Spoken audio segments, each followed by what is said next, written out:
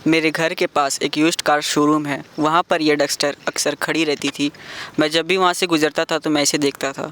मेरा plan actually XUV 500 लेने का था, लेकिन मैंने बहुत ढूंढा और मुझे कोई अच्छे प्राइस पे XUV 500 नहीं मिली। फिर मैंने प्लान बनाकर एक दिन इसे देखने गया। मैंने बहुत भी जगह भी देखा। मैं फिर रांची से धनबाद एक कार देखने गया ऑनलाइन यूट्यूब वीडियो देखकर, लेकिन वो कार का जब मैंने टेस्ट ड्राइव किया तो उसके इंजन के पास से आग लग गई और स्मोक निकलने लगा। मैंने वहीं प्लान ड्रॉप कर दिया उसे लेने का। फिर मैं वापस इसी कार के पास आया।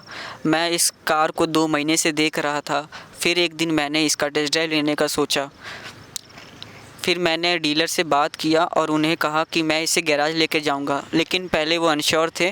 फिर मैंने उन्हें कहा कि इसमें मैं तेल डलवा दूंगा और उन्होंने फिर अपना एक हेल्पर भी साथ में भेजा। मेरा मेजर चीज़ इसमें चेक करना था कि इसका इंजन सही है नहीं, इसका गियर बॉक्स सही से काम कर रहा है नहीं है, और गाड़ी 100 के पार काँप तो नहीं रही। ये तीनों चीज़ मैंने मेजर देखा इसमें।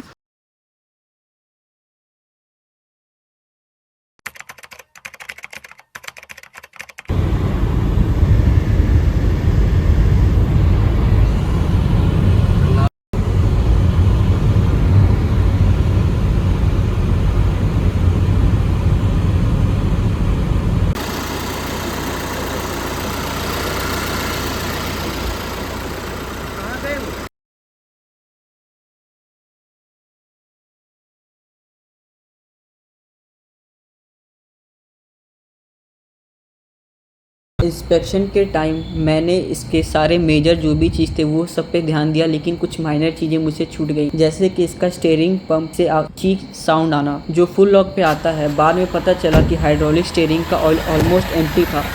प्रीवियस ओनर ने इसको पूरा निगलेक्ट किया और इसका रिजर्वायर थोड़ा हिडन लोकेशन पे होता है। अगर हाइड्रोलिक स्टीयरिंग ड्राई रन करें तो पंप पूरा डैमेज हो सकता है। इसलिए मैंने इसको पहले ध्यान नहीं दिया, क्योंकि मैंने सिर्फ मेजर चीज़ों पे ही ध्यान दिया और कैबिन के अंदर इसका आवाज़ पता नहीं चलता है उतना।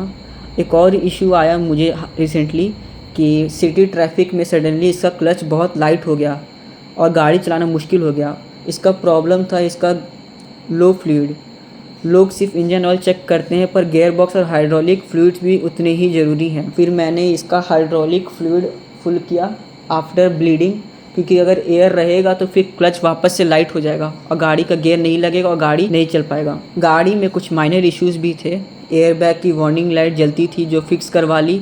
माइलेज मीटर कभी कभी ऑटो रीसेट हो जाता है। एसी वेंट्स का डायरेक्शन फिक्स्ड है। बिल्ड क्वालिटी की बात करें तो एक बार नशे में धुत टोटो ई रिक्शा ने पीछे से जोर से हिट किया, पर सिर्फ इसका लोअर टेल का सेक्शन क्रैक हुआ। गाड़ी की शीट मेटल सच में बहुत सॉलिड है। मॉडिफिकेशन के नाम पर मैंने इस गाड़ी में एक एंड्रॉइड स्टीरियो लगवाया। अपनी पुरानी इंडिगो से पायोनियर की बेस सिस्टम इसमें इंस्टॉल किया और पीछे ऑरेंज कलर में डस्टर लिखवाया, जो कि अच्छा दिखता है देखने में। इंडिगो के कंपैरिजन में इसका कैबिन नॉइस बहुत ही कम है और गाड़ी बहुत ही अच्छा चलती है। ये गाड़ी को मैंने 82,000 किलोमीटर पे लिया था और अभी मैं 88,000 इसे चला चुका हूँ। और मैं इस रिव्यू को 6 महीने के बाद इसलिए बना रहा हूँ क्योंकि मुझे खुद से इसको टेस्ट करना था। ये डस्टर 2015 मॉडल की है और इसका एज लेने के समय 10 इयर्स हो चुका था, तो नॉर्मल बैंक से लोन नहीं मिल रहा था और ऑप्शन में सिर्फ NBFC ही थे। तो मैंने महिंद्रा फाइनेंस से इसे लोन कराया। मुझे महिंद्रा फाइनेंस में टोटल जो खर्चा लगा मैं आपको बताता हूँ। 1,80,000 टोटल लोन अमाउंट हुआ आफ्टर 5,000 की प्रोसेसिंग।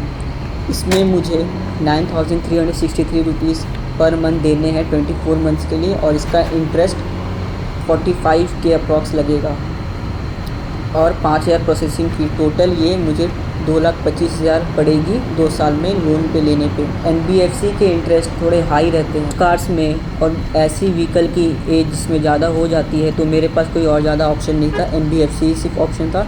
NBFC में आपको ये लोन तो ईजिली मिल जाता है, लेकिन आपको हाई इंटरेस्ट रेट बियर करनी पड़ती है। धनबाद वाले इंसिडेंट के बाद मैं किसी डीलर पे बैंड ट्रस्ट नहीं करने वाला था। ख़रीदने के बाद मुझे पता था कि बेसिक मेंटेनेंस तो करनी होगी, timing belt, engine oil, diesel filter, oil filter.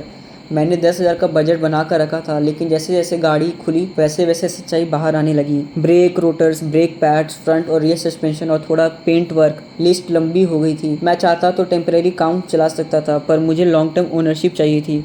बार बार गैरेज के चक्कर नहीं काटने थे, तो मैंने सब एक ही बार में ठीक करवाया। गैराज के ओनर जो थे वो मेरी जान पहचान, तो नेगोशिएशन हुआ और मैंने रिपेयर्स के जो पैसे थे वो 6 महीने में धीरे धीरे करके क्लियर किया। टोटल मेंटेनेंस मुझे इस गाड़ी पर 50,000 तक चली गई। बाइंग प्राइस 50,000 के रिपेयर्स और टोटल लोन जिसमें 45,000 इंटरेस्ट और 5,000 प्रोसेसिंग मिलाकर मुझे ये गाड़ी 3,70,000 पे पड़ी। अभी रिसेंटली मई 5 2026 को मैंने आगे 2 नए अपोलो के टायर्स लगवाए। एक टायर का रेट मुझे 7,700 पड़ा। सितंबर 2025 में मैंने ये गाड़ी ली थी। आज मई 2026 है। ऑडोमीटर 88,000 क्रॉस कर चुका है। इतने रिपेयर्स, इतना खर्चा पुराने ओनर की केयरलेसनेस ठीक करने के बाद क्या ये डस्टर वर्थ इट है? आज भी जब मैं इसे अपने घर के बाहर पार्क देखता हूँ तो मुस्कुराता हूँ। मुझे वो पहला दिन याद आता है जब मैं इसके पास से गुजरता था और सोचता था इसका तो एक आँख टूटा हुआ है। आज इसके दोनों आँख ठीक हैं और अब ये मेरी गाड़ी है। अगर आपके कोई डाउट है तो आप कमेंट में पूछ सकते हैं। Thank you for watching this video.